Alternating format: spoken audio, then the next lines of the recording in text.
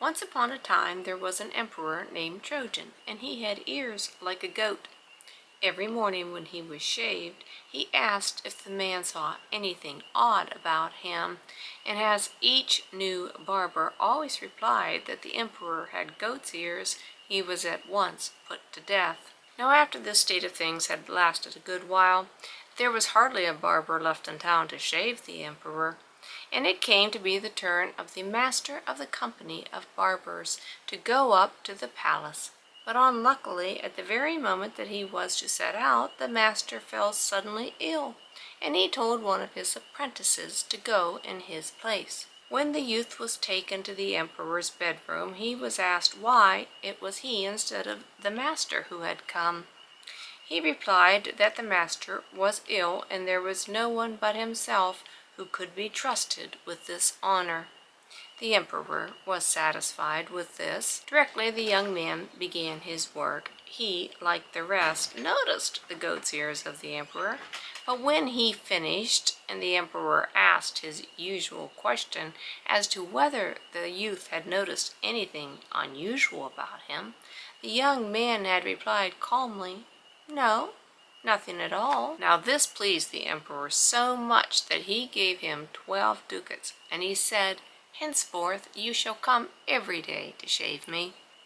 So when the apprentice returned home and his master inquired how he had gotten along with the emperor, the young man answered, "Oh, very well, and he says I am to shave him every day, and he's given me these 12 ducats." But he said nothing about the goat's ears.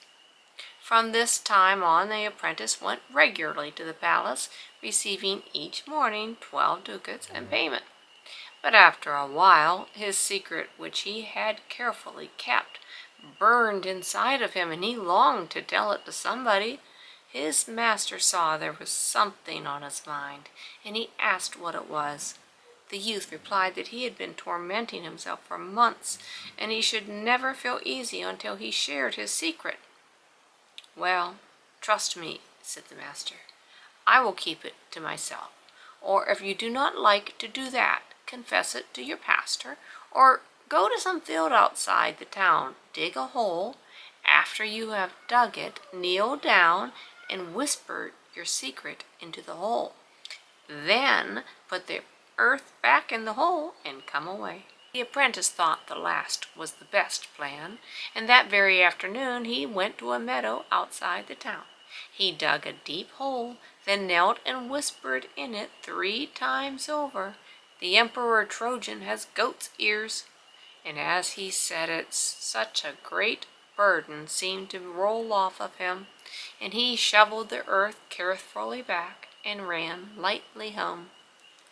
Weeks passed, and then sprang up in the hole an elder tree, which had 3 stems as straight as poplar trees. Some shepherds tending their flocks nearby noticed the tree growing there, and one of them cut down a stem to make flutes. But directly as he began to play, the flute would do nothing but sing, "The Emperor Trojan has goat's ears."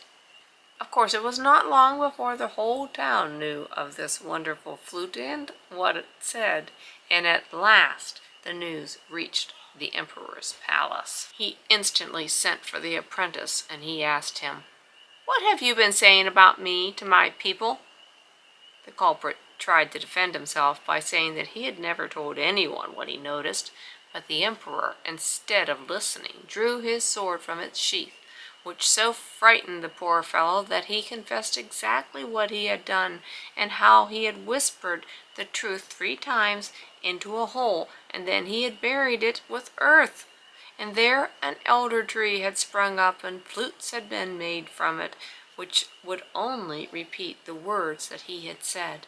Then the emperor commanded his coach be brought, and he took the youth with him, and they drove to the spot, for he wished to see for himself whether the young man's confession was true.